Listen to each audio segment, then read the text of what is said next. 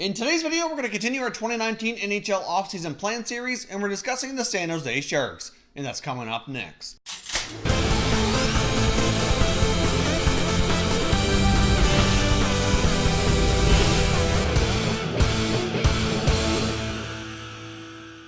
Welcome back to another video here at Top Shelf Hockey. If you're new to the channel, thanks for stopping by. We review and discuss all 31 NHL teams, so if you're a huge hockey fan, consider subscribing and clicking the bell so you don't miss anything. So welcome back to the 2019 NHL offseason plan series, where we're covering all teams in a dedicated video. If you're new to this series, I will put up a playlist here in the YouTube cards where you can check out any other teams that we've already covered. We're a little over halfway through this series, and if the team that you're looking for has not been covered as of yet, stay tuned. Over the next coming days and week or so, we will have the rest of this series all wrapped up and covered. Now also, if you're new to the series, we cover this basically in 3 segments. In the first segment, we're going to be doing an 18-19 season recap, where we take a look at how the team did overall, take a look at some key team and individual statistics, as well as any pertinent changes that happened to this team throughout the year. Secondly, in the second segment, we're going to take a look at the salary cap situation and any pending UFAs and RFAs that they need to deal with over the summer. And then thirdly, we're going to discuss how this team can move forward and what they can do to get better and more competitive and prepared for next season. Now let's jump in here with segment 1 with an 18-19 season recap.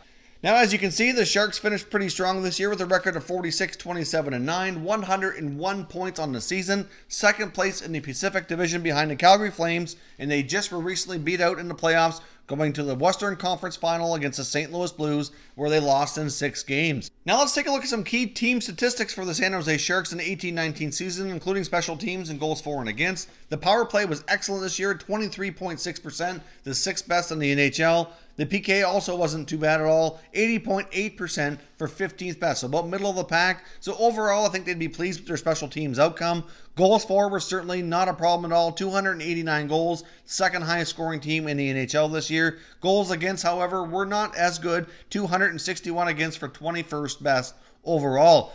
Now let's take a look at some key player statistics, including goaltending and some of their top scorers. Now, starting goaltender Martin Jones didn't have the greatest season. He was certainly shaky at times and had the worst save percentage of his career. He finished with 36-19-5 at 2.94 goals against average and an 896 save percentage. So under 900 save percentage for a starting goalie in the NHL is not good at all. Of course, it's the first time that Jones has had that in his career, although the last few years kind of been up and down at times as well, but never overall that bad for an entire season. Taking a look at some of their top scorers, they were led by defenseman Brent Burns, who had 83 points. What an offensive force from the back end. We certainly saw a major breakthrough for Tomas Hertl, 74 points. Logan Couture continued to be very consistent for this team, had an excellent playoff run with them as well, put up 70 points in the regular season. We also seen forward Timo Meier really break through as well for 66 points. Little Joe, Captain Joe Pavelski, had 38 goals, so at his age, to continue to be that productive is very impressive. So an excellent year from Joe Pavelski. And Jumbo Joe Thornton had 51 points and a little bit of a comeback season, obviously, at his age, putting up those types of points and playing the way he did during the regular season. Certainly impressive as well. So as far as any significant changes for the Sharks this year, the biggest one came at the beginning of the season as training camp was getting underway, where they made the big trade with the Ottawa Senators for defenseman Erik Karlsson. Obviously, they gave up a fair bit going to the Senators, including forward Chris Tierney, defenseman Dylan DeMello, a high prospect in Josh Norris, as well as some picks.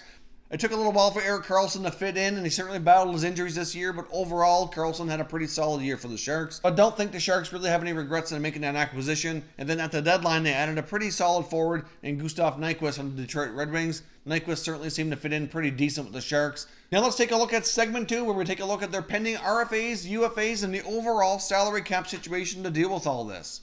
Now, obviously, the UFA list is significantly longer than the RFAs. The RFA list is short and sweet, but some important players. They've got some key forwards in Timo Meier and Kevin Labanc, both RFAs. Those guys both had pretty solid years and certainly proved their worth in the playoffs. They're both going to need deals. Hard to say exactly what road they go down, but I have no doubts at all they're going to be signed and retained. More than likely, some sort of a bridge deal would be my guess, somewhere from 3 to 5 years. At least that would be my best guess, but I have no doubt they're going to get signed. And there's defenseman Joakim Ryan as well. Jumping over to the UFAs, the list is long and there's a lot of experience here. This team could certainly look dramatically different next year, depending on what they decide to do. Of course, there's a lot of question marks going into this offseason. Are we going to see the end of an era here? Will Jumbo Joe or Little Joe, either of those guys could return? They could both leave. It's hard to say. They're both pending UFAs here.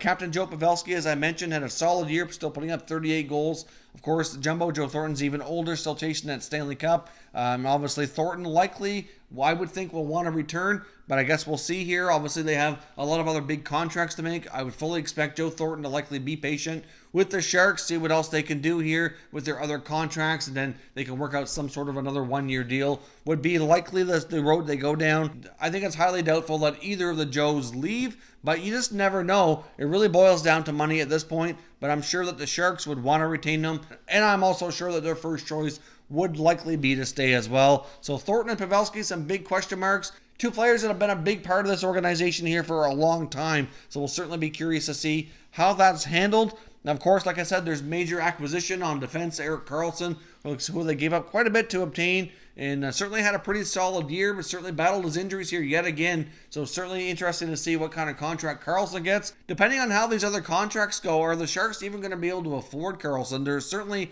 a possibility that they may not. So there's certainly another big question mark there on the back end. Of course, they also have the forward that I mentioned here that they obtained at the deadline, Gus Nyquist. Fit in pretty well, but another UFA, so they'll have to determine if they can fit him into the equation as well.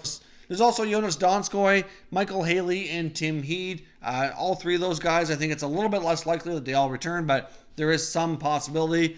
Honestly, I think it's more likely Donskoy doesn't. The only scenario I see Donskoy returning is if some of the other bigger names don't and end up leaving. Michael Haley, I think he's certainly expendable, and Tim Heed, it's debatable as well. He can certainly play a role, but depending on what else happens with that blue line, they may decide to want to retain him.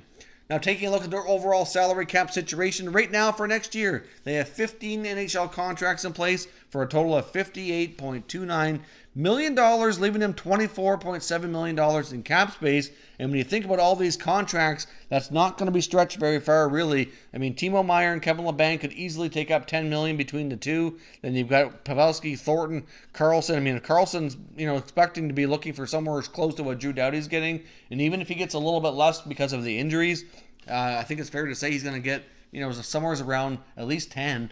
So if Karlsson gets 10 and Meier and Labanc get around 10 or so combined, that only leaves you with $4 to $5 million to get the rest of these guys signed. It's going to be a challenge for sure. But Joe Pavelski at his age, it's hard to say what kind of term he's going to want, what the Sharks are going to want. I would think probably somewhere in a 3 to 4 year deal is probably what he's going to be looking for. Wouldn't surprise me if the Sharks want a little shorter term, maybe 2 to 3 years. Considering Pavelski was a 38 goal scorer this past year, he's not going to come cheap either. Now, I can see Thornton taking a cheaper deal as well. They kind of have one more crack at it here, but anyways, it's not going to be a cakewalk. This is going to be a very challenging scenario for Doug Wilson to manage.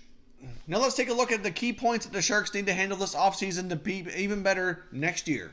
Now, obviously, the Sharks are coming off a solid year, and to do even better, they don't have too much further they can go. Obviously, to get to the Stanley Cup final again and win it would be the ultimate goal. I think anything short of that, especially if they have a guy like Thornton in their lineup, is going to be considered probably a failure. I know they're all trying to win, most of those guys. They have many other guys on the team that are getting up there in years a little bit as well, but they all certainly want to win for Jumbo Joe and for each other as well. They have a lot of good players, and they've come very close here on a number of occasions. So how do you get this team over the hump? Well, step one, you need to know who's on your team next year. They have a lot of contracts that we just went over that need to be sorted out. General Manager Doug Wilson is going to have a lot of negotiating to do here, and it's certainly going to be dependable on how he goes about all that. Obviously, the big one that's going to eat up a lot of the space if he stays would be Erik Karlsson. We've talked about lately the fact that there's been rumors out there indicating that he's more likely to head back east, with the Rangers and the Lightning being frontrunners for his services. I know the Rangers obviously have a ton of cap space.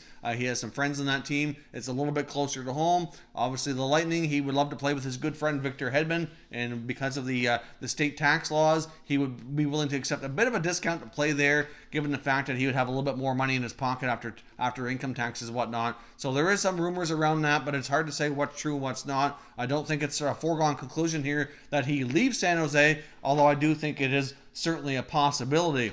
I do think there's also some risk associated with signing Karlsson to a 7 or 8 year deal, given his health the past few years as well. Obviously, right now, he's been with San Jose long enough. They're the only team that can give him that 8-year contract. But would they want to go down that road? It's certainly tough to say. I know they'd love to retain Erik Karlsson, but I just don't know what kind of contract that they could work out here to kind of help them fill out the rest of their roster as well. I mean, you keep Karlsson, but you have to lose a lot of these other players or make some other trades. It may or may not be worth it. It's certainly dependable on how they have to go about all of this, but more questions than answers for sure. Two, obviously, Doug Wilson needs to know if the Joes are coming back. Does Jumbo Joe want to give this one more crack, or is he ready to hang him up? And is Joe Pavelski, certainly, I would imagine he wants to return, but obviously getting a contract done up with him is also extremely important. He's been the captain of this franchise for quite a while now. He certainly is still a very productive member of it, a very important player. And I think getting him locked up along with Erik Karlsson, certainly the two biggest questions. And like I said, I'm pretty sure Joe Thornton will remain patient and he'll let Doug Wilson know if he wants to keep playing. And if he does, I'm sure that he'll kind of let the situation kind of shake itself out and see what kind of contract they can put together to keep him in the fold. They also have some question marks in goal. Now, Martin Jones is a good goaltender, but he's been shaky. Certainly this past regular season was not great for him. The playoffs were better, but still, is he the guy to get them over the hump? I mean, he has a long-term contract, so there's certainly not the easiest thing to move away from him. One theory might be to possibly look at trading Aaron Dell, maybe bringing in another goaltender who can challenge him a little bit more for the starting job, and maybe see if going with a 1A, 1B type of combination might be the better way to go here, so that you have somebody who's capable of playing more should Jones have another shaky start to the regular season and have him some more moments of his inconsistencies. But either way, goaltending has been a concern for me with this team for the last couple years, and it remains that way moving forward. Even though Jones did better in the playoffs, it's still not good enough to get it done. The Sharks are also pretty low on draft picks, so restocking the cupboard here might be a little bit challenging. They don't have a first, second, or fourth round pick this year. Their first round pick next year has already been traded as part of the Erik Karlsson deal, but they do have some younger players already in the system who could possibly step up and take roles on this team this year if they do have to go down like a salary cutting type of role. We saw Dylan Gambrell go up and down a lot this year.